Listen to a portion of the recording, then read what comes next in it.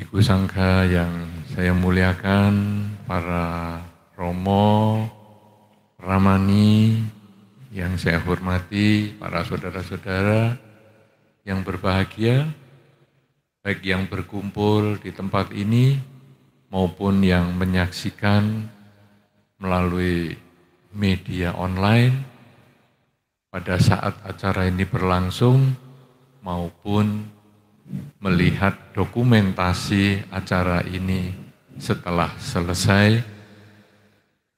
Satu kebahagiaan kita bisa bertemu di dalam acara Sanggadana di masa Katina yang dilaksanakan oleh Wihara Buddha Sasana Jaya. Pada hari ini tanggal 23 Oktober tahun 2022. Saudara-saudara, saya perlu menyebutkan tanggal 23 Oktober 2022 karena 46 tahun yang lalu pada saat tanggal 23 Oktober tahun 1976, Sangga Theravada Indonesia berdiri. Saudara-saudara, perjalanan Sangga Theravada Indonesia yang selama 46 tahun, kalau menurut usia manusia, mungkin sudah cukup lama. Tapi kalau menurut ukuran organisasi, apalagi dibandingkan dengan usia Dharma yang sudah ribuan tahun, maka 46 tahun belumlah terlalu lama. Bagaimanapun juga, Sangga Theravada Indonesia bisa bertahan sampai saat ini 46 tahun adalah karena dukungan, perhatian dari Anda semua. Salah satunya adalah ketika Anda datang mempersembahkan Sanggadana di masa Katina seperti saat ini. Saudara-saudara datang dan membawa persembahan sebetulnya adalah Anda mendukung kehidupan kebikuan, otomatis Anda melestarikan Sangga dan otomatis melestarikan Dharma. Oleh karena itu saudara-saudara, Sangga ini tidak bisa berdiri sendiri.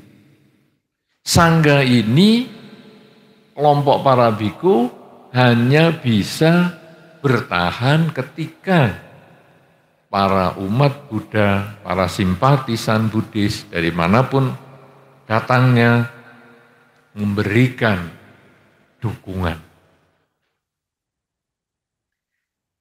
Tentu wihara dengan berbagai pembinaannya menjadi satu sarana untuk mempertahankan Dharma. Dan perhatian Anda yang hari ini ditunjukkan dalam Sanggadana di masa Katina, kiranya bukan menjadi akhir segalanya, tetapi justru akan terus berlanjut untuk waktu-waktu mendatang, sehingga usia Sangga Theravada Indonesia akan menjadi lebih lama lagi. Saudara-saudara, di dalam rangka ulang tahun Sangga Theravada Indonesia yang ke-46 ini, kita juga kehilangan 2 orang biku. Yang mungkin sebagian di antara Anda sudah tahu, mungkin juga sudah Anda kenal, yaitu Bante Silaguto Mendiang yang telah menjadi biku selama 14 puasa dan Bante Adijayo yang telah menjadi biku selama 7 wasa.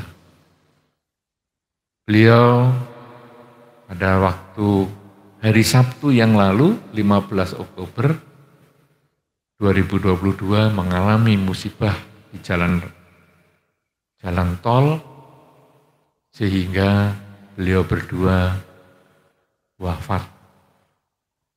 Dan sampai saat ini masih ada Bante Sadawiro yang di rumah sakit dengan seorang samanera.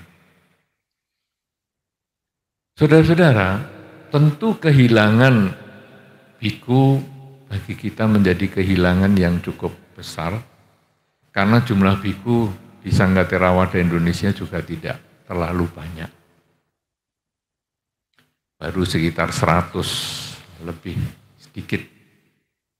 Sehingga kalau 2 orang dari 100 ini sudah 2%. Cukup besar.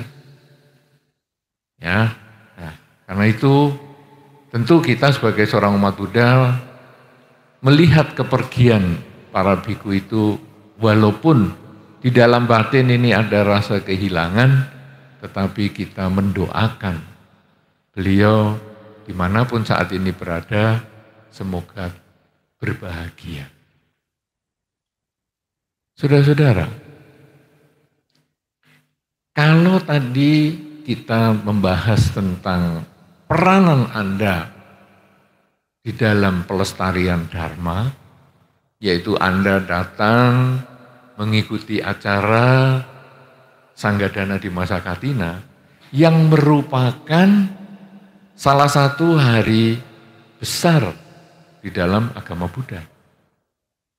Dan Sanggadana ini berbeda dengan ketiga hari besar agama Buddha lainnya.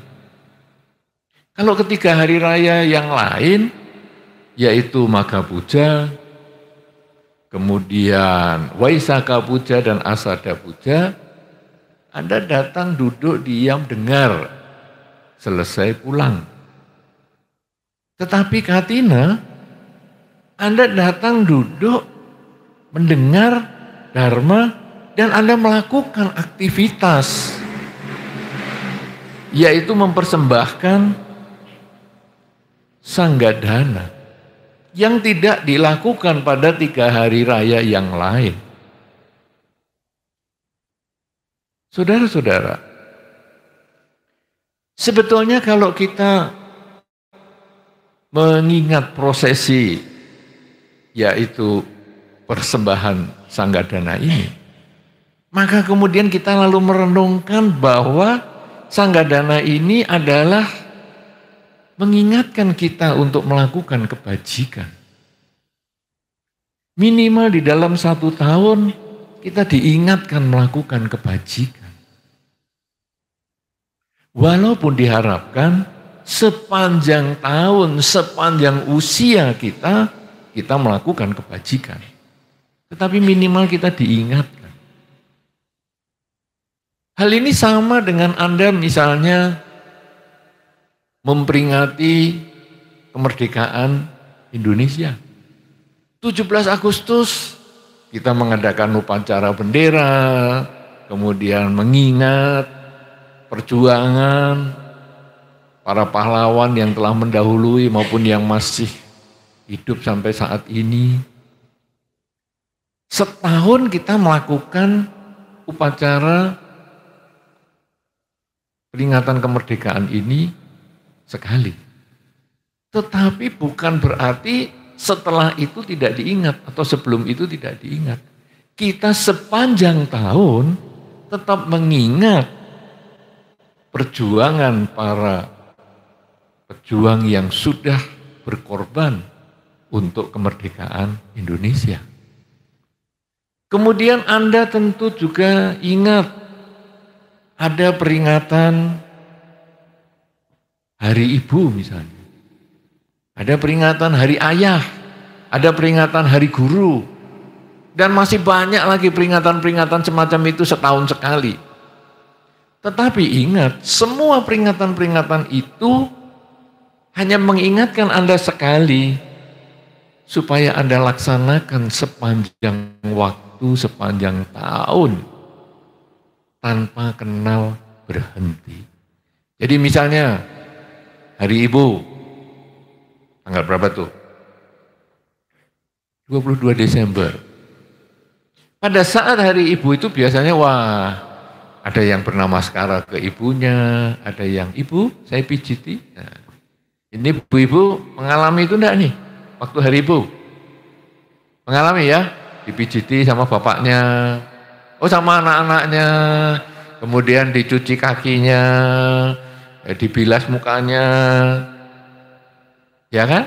Dikeramasi rambutnya dan lain sebagainya. Lalu mungkin anak-anak bernama maskara di depan ibu-ibu. Tapi tentu bukan berarti penghormatan kepada ibu itu hanya tanggal 22 Desember itu saja. 21, ibu jangan macam-macam. Belum tanggal 22.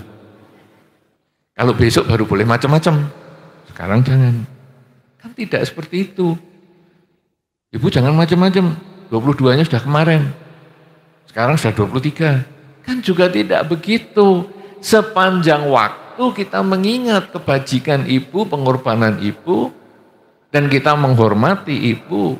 Tetapi ada satu hari dalam setahun khusus untuk mengingatkan. Demikian pula dengan bapak, hari bapak, ya, hari guru, dan lain sebagainya. Ini di sini banyak guru-guru, tentu juga ingat ada hari guru dan sebagainya.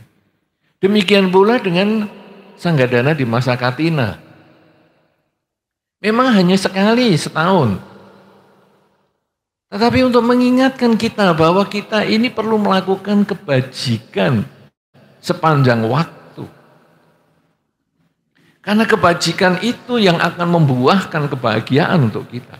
Di dalam Dhamma sudah disampaikan bahwa sesuai dengan benih yang ditabur, demikian pula buah yang akan kita panen. Menaburkan benih kebajikan akan membuahkan kebahagiaan. Kalau kita melakukan hal yang buruk, akan memetik juga penderitaan. Jadi kita lalu diingatkan sekarang, waktu Sanggadana di masa Katina ini kita diingatkan, ayo kita berbuat baik, ayo berbuat baik. Kita sudah banyak tahu tentang perbuatan baik, karena kita sudah mengikuti berbagai tahun, sebanyak tahun melaksanakan Sanggadana di masa Katina, bahkan kadang-kadang dalam satu tahun pun bisa berkali-kali kita melakukannya. Di wihara A, di wihara B, di wihara C, dan seterusnya. Sekarang pada kesempatan ini, mungkin kita perlu mempelajari bersama. Apakah perbuatan baik yang akan mempunyai nilai tinggi di dalam Dharma. Karena mungkin Anda bisa mempersembahkan dana ini dengan mudah dalam setiap wihara-wihara waktu mengadakan acara. Tetapi ada beberapa hal yang kita perlu miliki supaya apa yang Anda bawa, supaya apa yang persembahkan memberikan manfaat yang terbesar. Bukan untuk sangga, tetapi sesungguhnya untuk si pelaku sendiri, yaitu Anda. Sangga adalah kesempatan Anda berdana, tetapi sebetulnya kebahagiaan adalah milik si pelaku, yaitu milik Anda sendiri. Saudara-saudara, kerelaan atau kebajikan yang Anda lakukan, hal yang harus Anda miliki pertama, kalau mau nilainya sempurna, kalau nilainya mau lebih baik daripada sebelumnya, yaitu Anda perlu memiliki keyakinan. Jangan pernah meragukan manfaat kebajikan.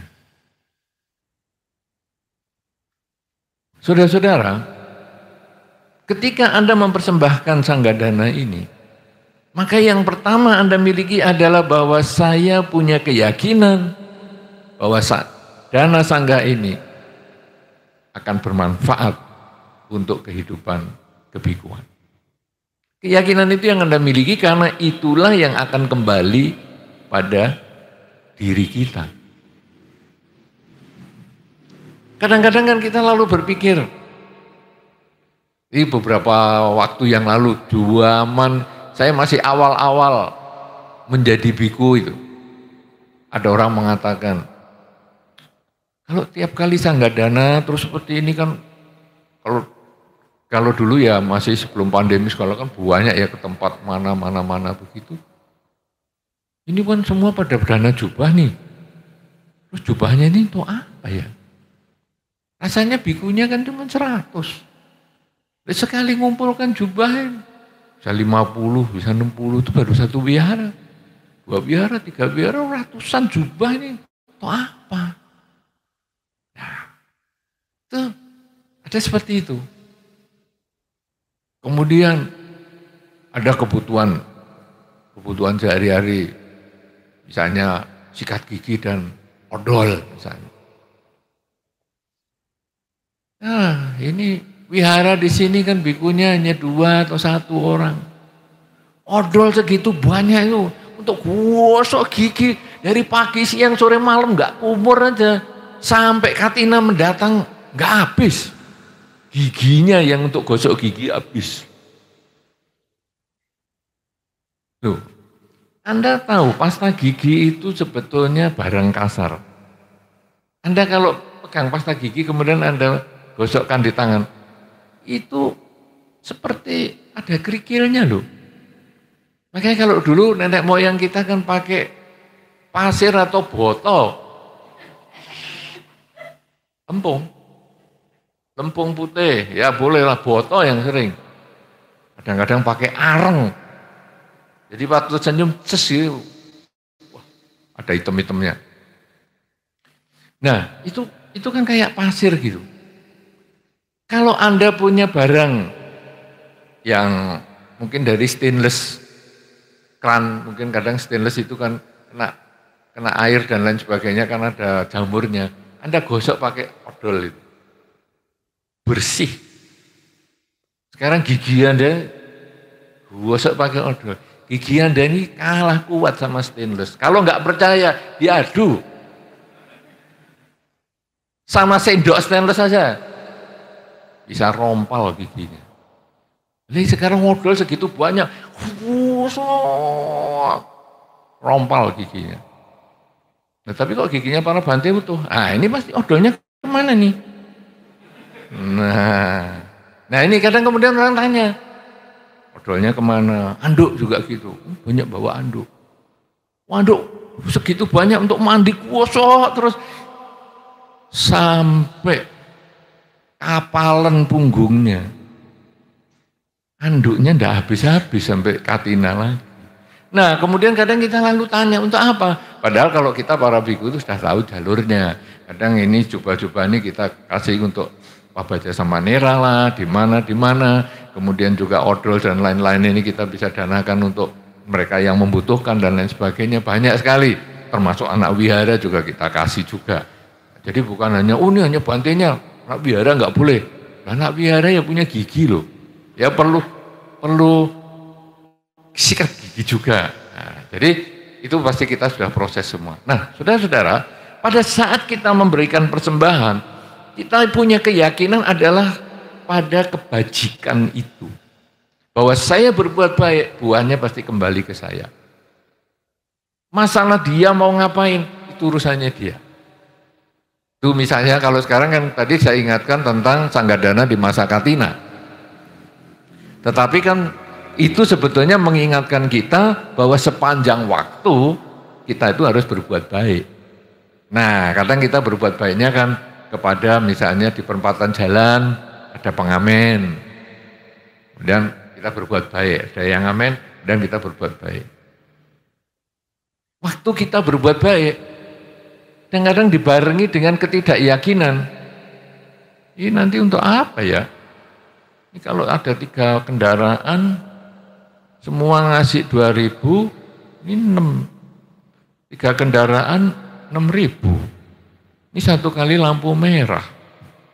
Nah ini kalau ada 5 kali lampu merah, 3 kendaraan 2.000, 30.000. Kalau 30.000 itu setengah jam. Kalau 1 jam 60.000. Daripada saya kerja nyangkul, enak nyanyi-nyanyi di perempatan jalan ya. Nah, ini keraguan kita yang membuat kebajikan itu berkurang nilainya. Tapi sekarang saya mau berbuat baik, sudah buahnya adalah untuk saya sendiri. Masalah dia mau menyalahgunakan, mau untuk apa, itu urusannya dia. Kalau saya mau beri, ya beri. Kalau saya tidak mau beri, ya tidak usah mikir yang jelek-jelek. Supaya saya tidak menanam karma buruk di dalam pikiran saya. Apalagi saya menghasut orang lain berbuat tidak baik. Saudara-saudara, di dalam Dharma disampaikan, kalau Anda menghalang-halangi orang berbuat baik, misalnya mau berdana katina, saya mau mempersembahkan jubah, sudah usah, jubahmu ini tidak kepake, tidak usah. Apa yang terjadi di dalam Dharma disampaikan? Ketika Anda menghalang-halangi orang berbuat baik, maka Anda melakukan 3 kesalahan sekaligus. Jadi berlipat kesalahannya itu. Nomor 1, kita berpikir negatif. Kita berpikir buruk, nggak usah berbuat baik. Berpikir buruk. Karma buruk lewat pikiran. Nomor 2, menghalang-halangi orang berbuat baik, itu juga karma buruk. Jadi akhirnya dia tidak jadi berbuat baik. Itu karma buruk yang kedua, yang kita miliki juga. Yang ketiga, orang yang mestinya menerima kebajikan itu akhirnya batal. Itu ya karma buruk lagi, yang mestinya dia punya karma baik, sekarang dibatalkan. Karma buruk ketiga. Jadi sekali kita melarang orang berbuat baik, 3 karma buruk kita terima langsung. Jadi kita renung baik-baik nih, sering tidak melarang orang berbuat baik, ingat baik-baik. Sebaliknya kalau kita mendorong orang berbuat baik, 3 karma baik langsung kita dapatkan. Ayo kita berbuat baik, nggak mau, yo berbuat baik. Nah, kita berpikir baik, karma baik. Dia mestinya tidak berbuat baik, tapi sekarang kita ajak berbuat baik, maka dia punya kesempatan berbuat baik, kita memiliki karma baik yang kedua. Kemudian orang yang menerima kebajikan itu, mestinya tadi belum menerima, sekarang karena kita ngajak, dia menerima. Karma baik lagi, 3 kebajikan kita miliki sekaligus. Nah, karena itu saudara-saudara, kita harus dorong terus orang berbuat baik. Karena keyakinan kita, kebajikan itu pasti kembali diri kita. Kita juga terus mendorong diri kita untuk berbuat baik. Kemanapun kita pergi, setiap waktu, setiap langkah. Itu nomor 1, berbuat baik dengan keyakinan. Apakah Anda sudah memiliki keyakinan itu? Bukan hanya waktu Sanggadana saja ya, tapi setiap hari Anda lakukan itu. Kalau Anda sudah memiliki, bagus. Anda sudah punya 1 unsur perbuatan baik yang sempurna. Yang kedua, melakukan perbuatan baik itu harus dengan perilaku yang hormat, santun. Anda bisa bayangkan, kalau Anda dikasih makan, diuncal ke, dilempar, makan. Walaupun itu lemper. Mau makan lemper. Makan.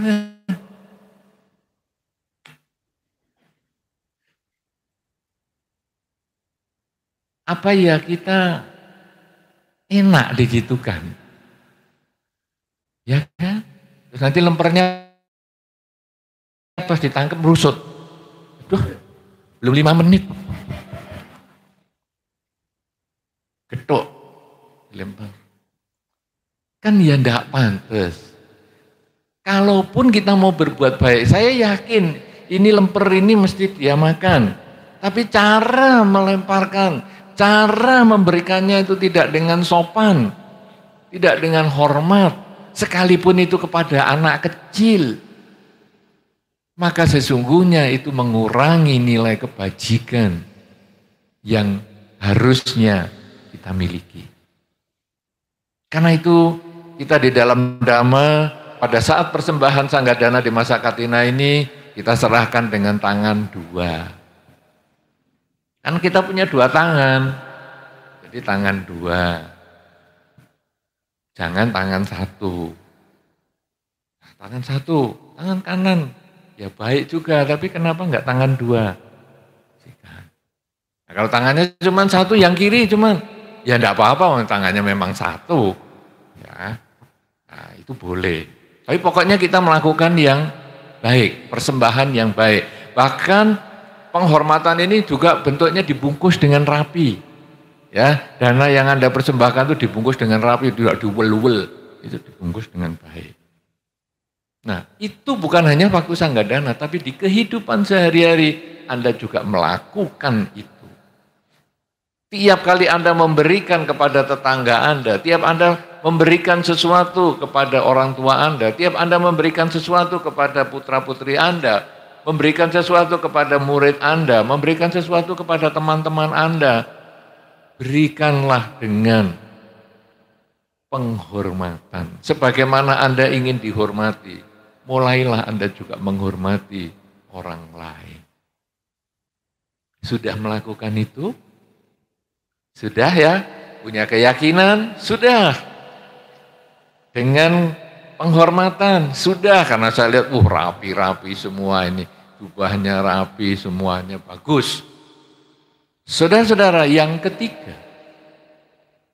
Kalau sudah dilakukan dengan keyakinan, dilakukan dengan hormat, sopan, maka kebajikan akan bernilai tinggi ketika Anda memberikan di waktu yang tepat. Itu kalau di dalam masyarakat dikatakan, kalau ada orang lapar ya dikasih makan. Kalau ada orang ngantuk ya dikasih bantal. Jangan orang lapar dikasih sandal. Orang ngantuk dikasih.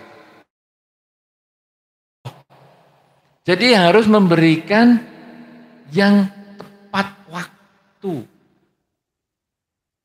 Apakah tepat waktu itu pakai nogo dino, nogo tahun? Dino iki, dino apa ya? Minggu pagi. Wah, ini kudune ngedep kulon nih. Apakah perlu seperti itu? Tidak. Tidak perlu. Di dalam Dharma, hari baik adalah hari kesempatan kita berbuat baik. Jadi hari ini ketika ada kesempatan Sanggadana di masa Katina dan Anda memanfaatkan, maka Anda sudah melakukan kebajikan di hari yang baik. Kemudian tepat waktu. Karena pada zaman dulu dikatakan di dalam Dharma, riwayat Sanggadana itu adalah ketika para biku jubahnya memang sudah waktunya berganti. Sehingga mempersembahkan jubah maupun keperluan lainnya. Dan ketika ini menjadi satu tradisi, tradisi untuk mengingatkan kita memberikan sesuatu itu tepat waktu. Nah, mulailah kita sekarang melihat kepada keluarga sendiri, mulailah kita melihat kepada teman-teman, tetangga, lingkungan kita, apakah yang mereka butuhkan supaya apa yang kita berikan itu menjadi tepat waktu. Kalau kita mau kirim makanan ke tetangga, kirimlah kira-kira jam makan, jangan jam 1 malam. Gedok rumahnya, Dikira nanti kita ya orang niatnya jahat, ternyata mau ngasih sebungkus nasi campur tengah malam. Orangnya bangun ngantuk-ngantuk, ndelok. Oh ya terima kasih ya dikasih nasi campur, tapi kalau bisa mbok ya nunggu 5 jam lagi. Mbok ya jam 5, jam 6, ini jam 1. Saya baru tidur jam 12, ini jam 1 malam. Nunggulah nanti jam 5 gimana? Nah, tidak tepat waktu. Lu katanya Bante kan, pokoknya ini kesempatan berbuat baik ya sudah hari baik, ini saat yang baik. Iya, tapi ya jangan segitunya lah. Bagi kita jam 1 mungkin masih sore, bagi tetangga kita sudah tidur. Nah, jadi kita harus ingat baik-baik, ya memberikan manfaat itu harus yang tepat waktu. Wah ini kayaknya tetangga sudah lama nih nggak mendapatkan mangga dari rumah saya ini. Sekarang nih mangganya pas panen, ayo tak kirim ke tetangga. Lah ini tepat waktu namanya.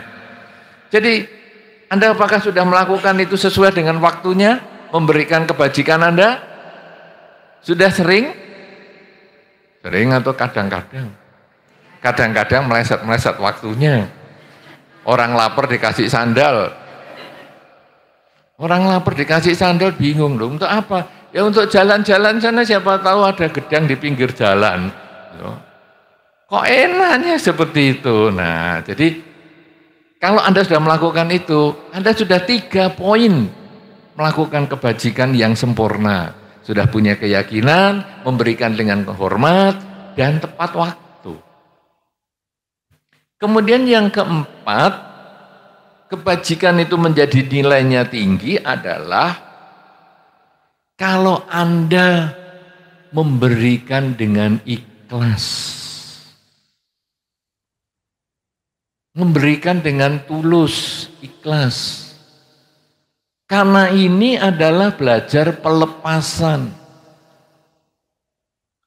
Saudara-saudara yang masih menggunakan tisu, Anda sering tau pakai tisu? Waktu pilek terutama, pakai tisu. Terus Anda buang. Kira-kira waktu dibuang itu Anda nungguin tisunya itu diambil siapa enggak? Buang, Anda letakkan di meja mungkin atau dibuang di sedikit dekat kotak sampah sana, kemudian Anda duduk di situ tungguin. Siapa nanti yang mau ingus saya itu? Apakah kucing, tikus, kecoa, atau ada orang? Atau Anda sudah terus Anda buang di kotak sampah, sudah terserah itu urusannya untuk yang petugas kebersihan. Atau ada yang petugas kebersihannya sudah datang kemudian Anda ngikuti. Tisuku tadi kemana ya?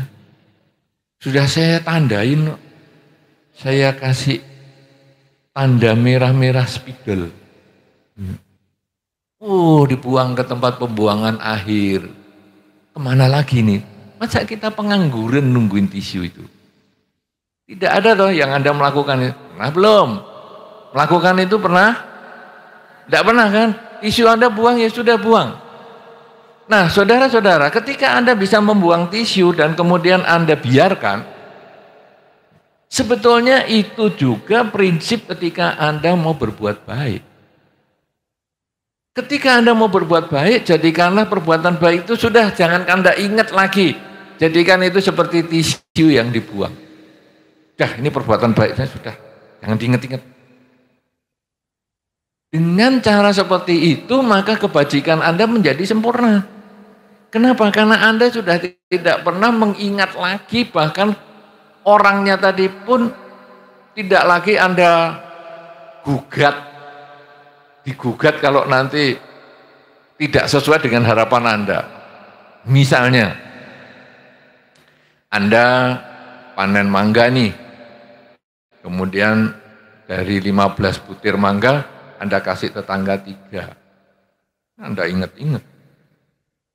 Kenapa? karena saya memang ngasih dia mangga, dia itu punya pohon durian. Jadi nanti lain kali, nah, saya tanam mangga bisa panen durian nih. Ini hukum karmanya gak salah ya. Tanam padi mestinya tumbuh padi, tanam mangga tumbuh mangga. Ini kok tanam mangga kok panen durian. Ya tapi kita nunggulah, duriannya sudah lumayan. Saudara-saudara, ketika kita sudah memberi, dia panen durian, kita tidak kebagian. Langsung emosi. Loh kok malah dijual? Cobalah, inget-inget. Kamu dulu saya kasih 3 loh. Panen saya itu cuma 15. Saya kasih 3 untuk kamu. 1 durian aja kamu tidak mau kasih saya. Loh, saudara-saudara, ini kita kebajikannya itu sudah kita bagikan, sudah jangan dipikir lagi. Itu nanti kayak tisu yang tadi diikuti itu. Ini tisu ini siapa yang ngambil? Oh, dia ya yang ngambil. Oh, kalau kamu sudah ngambil tisunya, nanti lain kali, nah, saya bisa nuntut kamu sesuatu. Kita kepada tisu tidak begitu, maka kebajikan itu seperti kita juga sama dengan membuang tisu. Sudah, jangan kita nuntut balik. Bahasa kerennya adalah ojo ngundat. Keren bahasa ngundat. Saya tidak ngomong ojo ngundat ini, karena kan ini ditonton dengan YouTube juga. Ada beberapa masyarakat yang tidak ngerti ngundat itu apa. Nah, jadi saya tadi menggunakan istilah jangan menggugat. Nah, jangan sedikit menggugat lah. Jangan mengingat-ingatkan orang tentang kebajikan kita. Sudah abaikan aja supaya orang itu juga tidak beban mental. Iya ya, dulu saya pernah dikasih dia mangga. Duh, tahun ini panen durian nggak ngasih. Ya sudahlah, tahun depan. Tahun depan lupa. Iya lupa. Diingatkan sama tetangga yang ngasih 3 tadi. 2 tahun yang lalu kan sudah saya kasih 3, kok tahun ini belum lagi. Iya ya lupa. Tahun depan janji-janji kosong. Nah, orang mau ngasih tidak usah diurus. Ya, nah itu yang kita lakukan. Anda pernah melakukan ini enggak? Perbuatan baik yang tidak diundat, tidak digugat.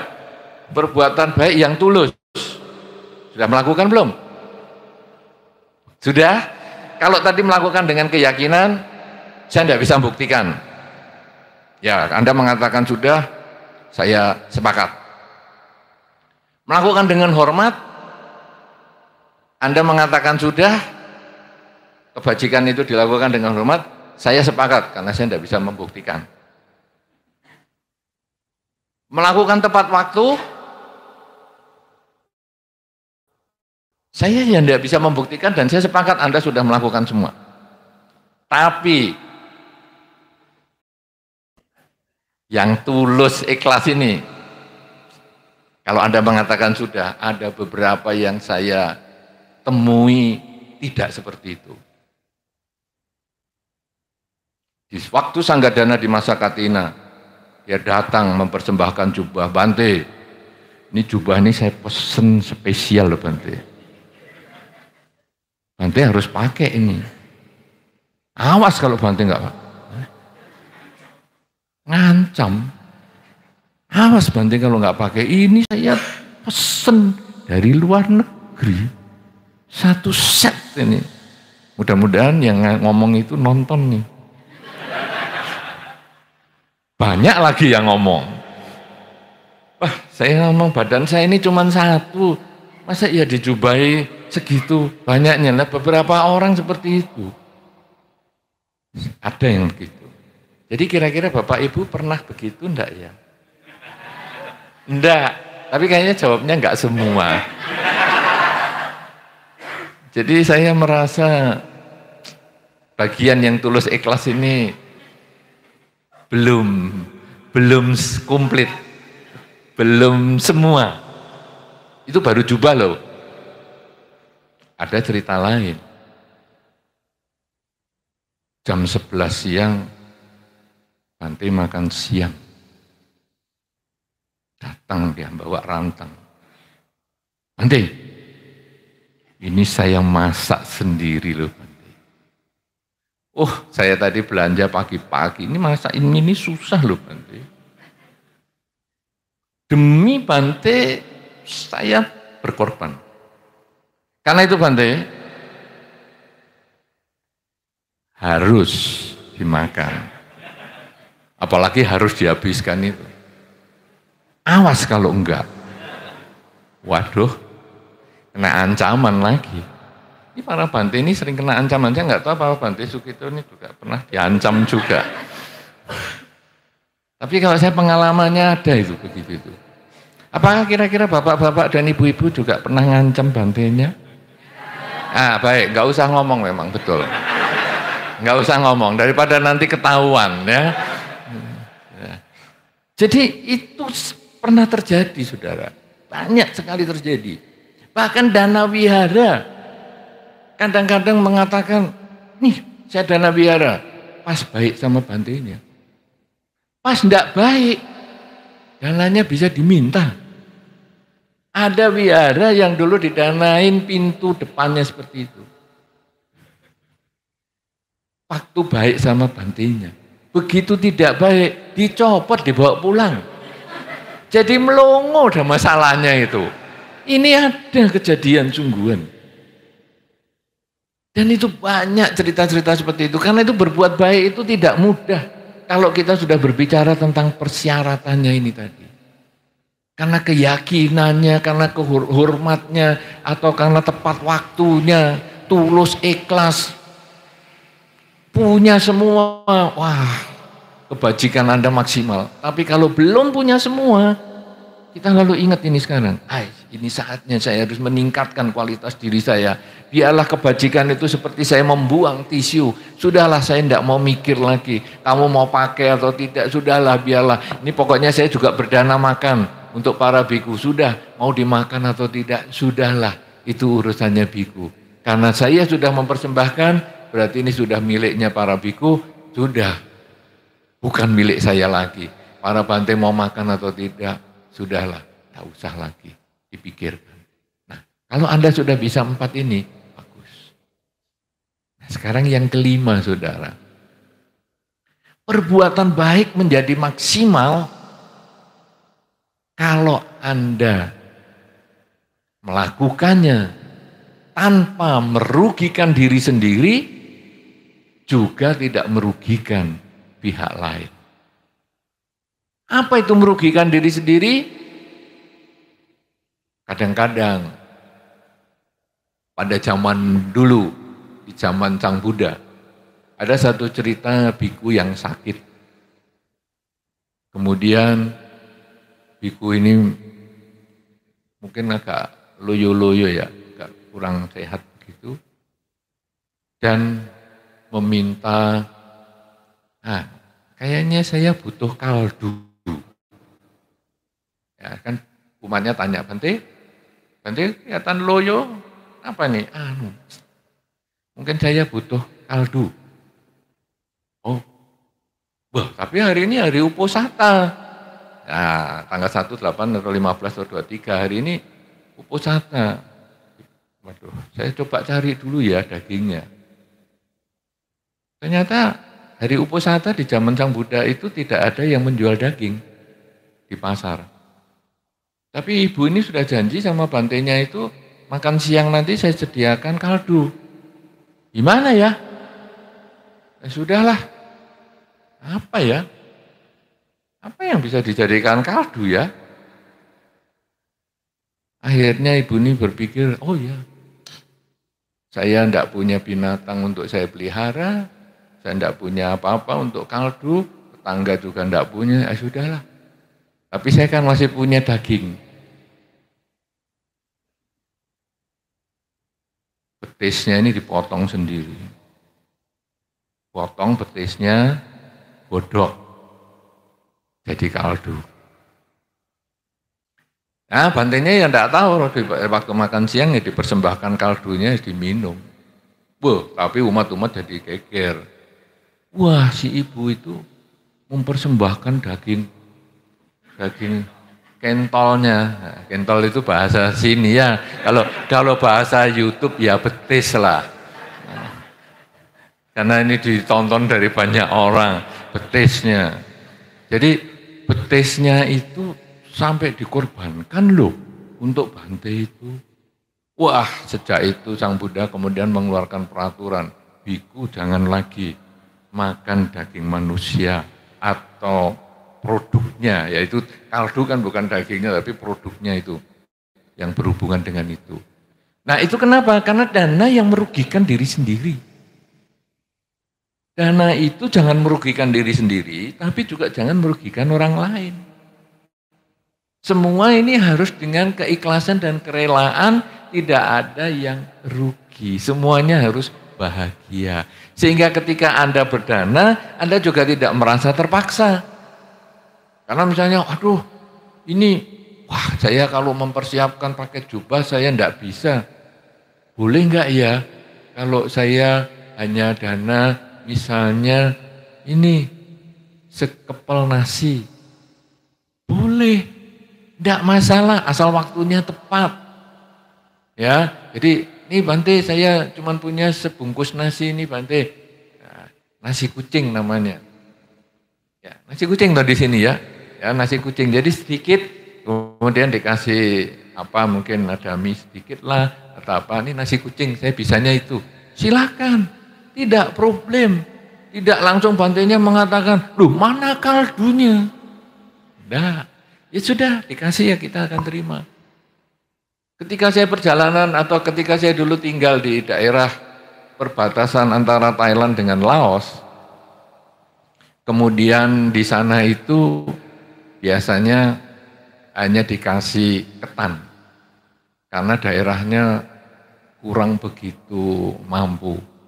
Ketan itu membuat kenyang sepanjang hari, jadi makan sedikit, ketan itu kenyang. Nah, dulu saya bertekadnya, pokoknya makan hasil pindapata. Nah, sudah, keliling pindapata, satu hari dapat ketan plus 1 pisang emas. Ya makan sama pisang emas itu. Tidak terlalu heboh, biasa saja. Tapi ada satu ketika, satu hari, saya hanya dapat ketan plus brengkesan jangkrik. Itu saya belum pernah makan di Indonesia. Kalau pisang emas saya sudah, tetapi brengkesan ini apa bahasa Indonesianya supaya dikenal semua orang? Pepesan, pepes. Kalau pepesan itu alat ya, alat untuk mepes toh. Pepes ya. Kalau pepesan kan alat, gorengan kan wajan. Nah, jadi saya dapat pepes jangkrik. Wah, itu waktu mau ngerasakan ketan sama pepesan jangkrik itu lumayan. Kakinya kan waktu saya buka bungkusnya, lah kok panjang-panjang gini, sotangnya apa itu, kaki belakangnya itu, terus ini, runcing-runcingnya itu masih ada. Saya kira dulunya, kacau apa ya? Tapi kan, ya ini dananya umat, saya merasa ini yang terbaik yang dia bisa berikan. Kan ini kita di desa yang, wah itu betul-betul memang agak ke belakang sana. Jadi ini yang terbaik, ya sudah. Tapi setelah saya angkat kaki panjangnya itu, jangkrik. Kata-kata saya nadanya seperti itu aja, jangkrik. Saya tidak menambah dengan kata-kata yang nada yang tinggi-tinggi, tidak. Saya biasa, jangkrik. Bukan dengan tekanan, jangkrik, enggak. Jangkrik. Ya sudah. Kemudian ya coba saya makan, kriuk. Rasanya agak unik, agak aneh. Tapi ya sudahlah, sambil saya minumin air aja sebanyak-banyaknya. Ya masuk. Nah, saudara-saudara, Ini apa maksudnya? Bahwa ketika seseorang berdana itu, ya kemampuannya dia itu. Dia tidak merugikan orang lain, dia juga tidak merugikan diri sendiri karena memang kemampuannya itu. Kalau Anda belum pernah makan pepes jangkrik, satu ketika boleh nyoba. Supaya Anda tahu yang saya ceritakan. Tapi kalau pepes itu rayap, saya kira Anda pernah. Pernah toh? Rayap itu dipepes ada, digongsok, dipanasi gitu juga ada. Kalau kita di hutan itu dapat itu. Rayap besarnya ya segini nih. Rayap. Saya bisa membedakan antara laron dan rayap ya. Ibu jangan maksa harus laron. Saya itu tahu bedanya. Barangnya lebar sak jempol gini kok laron. Terbangnya gimana segini?